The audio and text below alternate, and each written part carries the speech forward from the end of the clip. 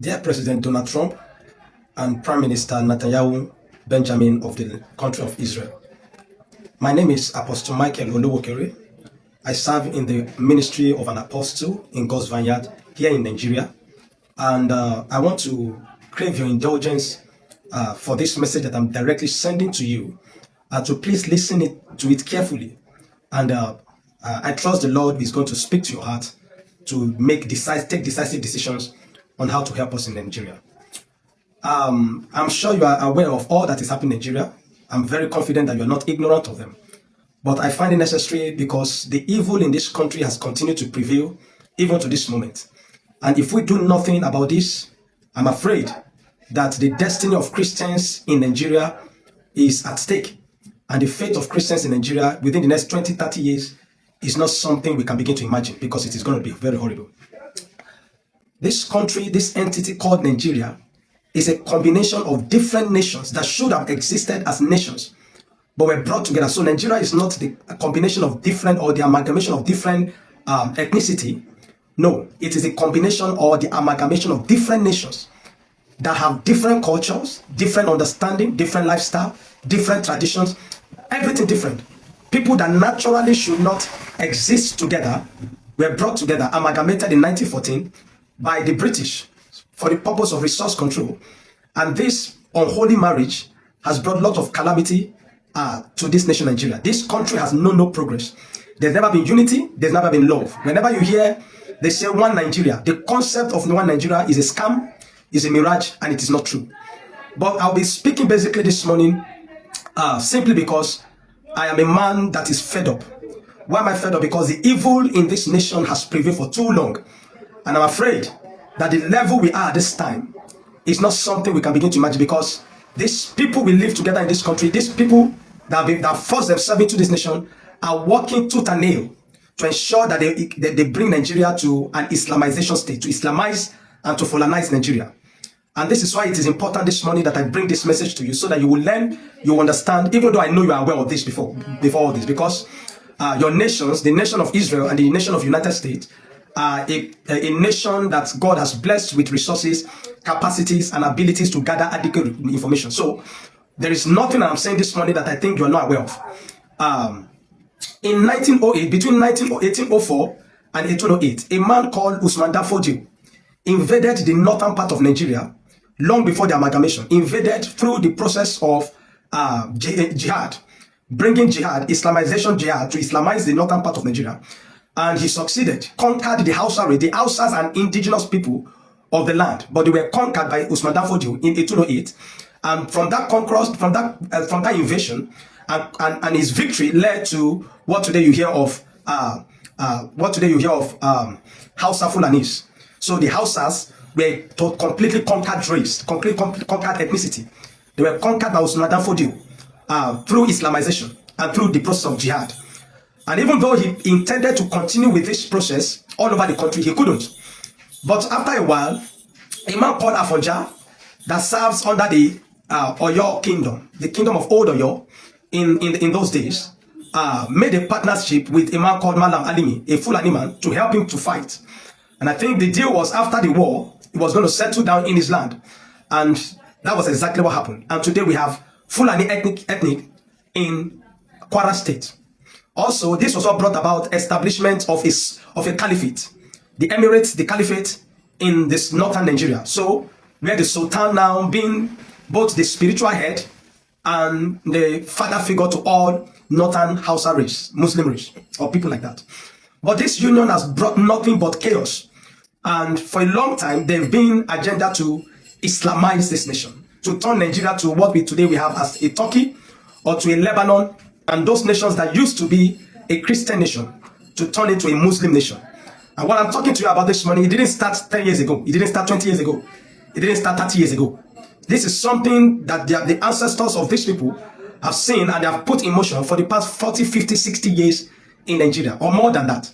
And I want to tell you that at this time, they are succeeding, because the process of jihad is in full force. But let me, for clarity's sake, there are different ways nations are being Islamized.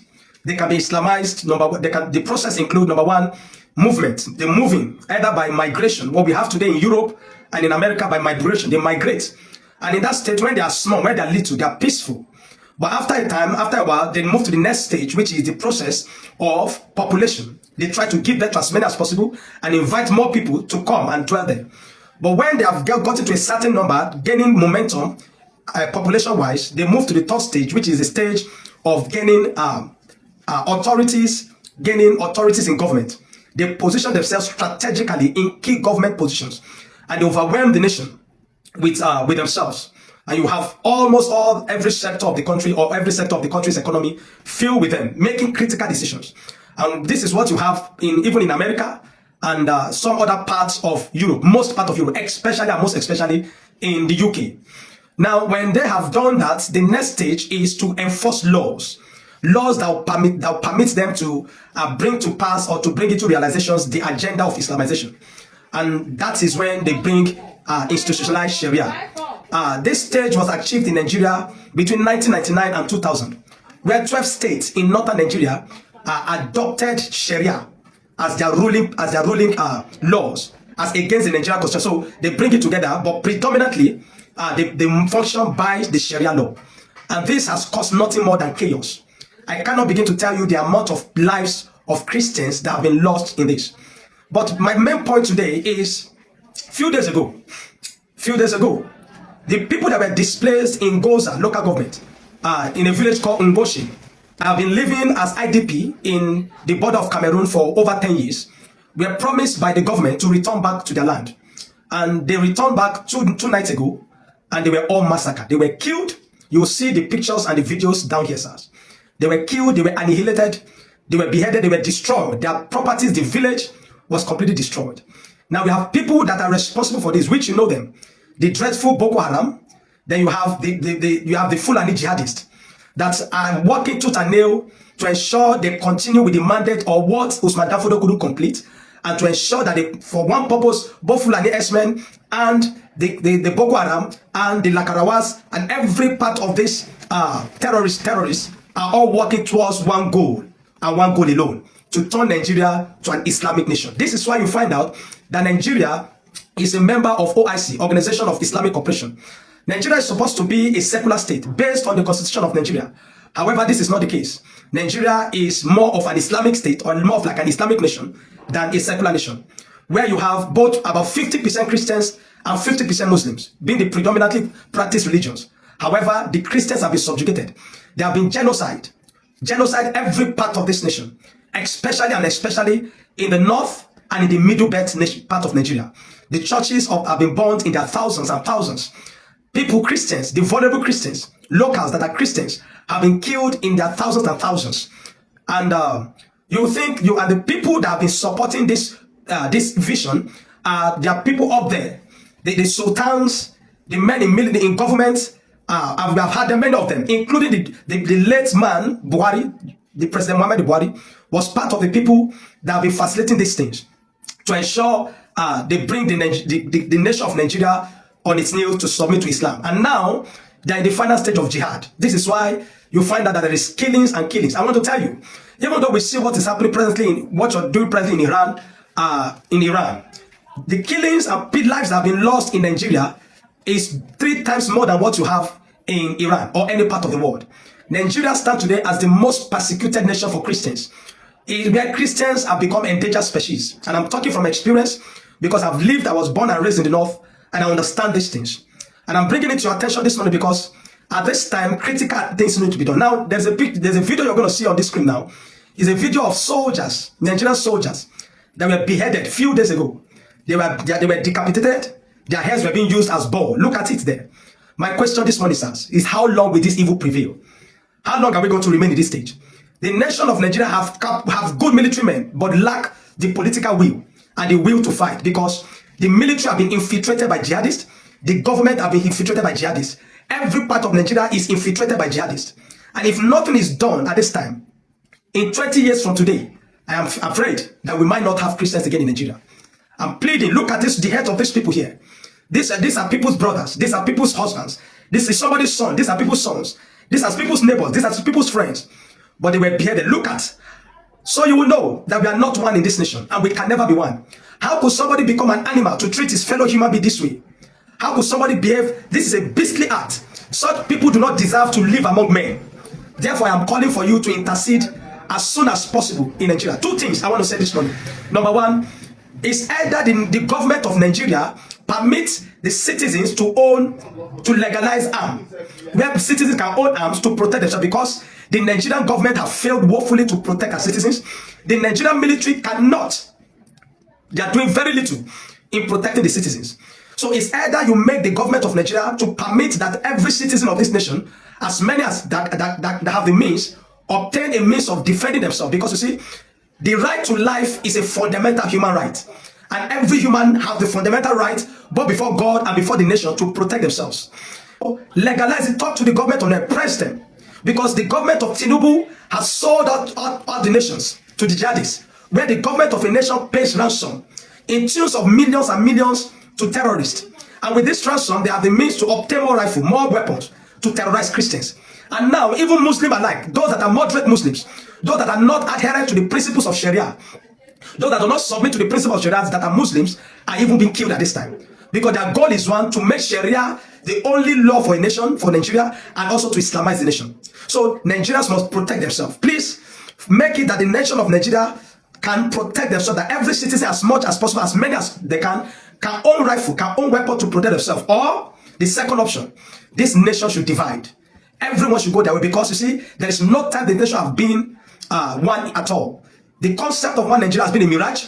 It's been forceful. It's been lies from the pit of hell. And this has brought a lot of chaos. Lives have been destroyed in scores. I am pleading with you, President Donald Trump and Prime Minister Benjamin Netanyahu, help Nigerians.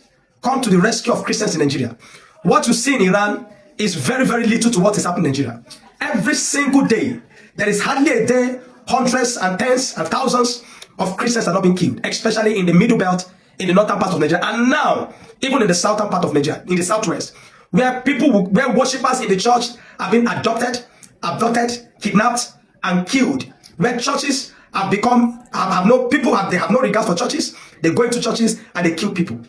This has been for years, for decades. I'm sure you are aware of everything I'm talking about. But as a concerned Nigerian, and as a man that serves in the vineyard of God, I call upon you this morning. Come to the age of Nigerians.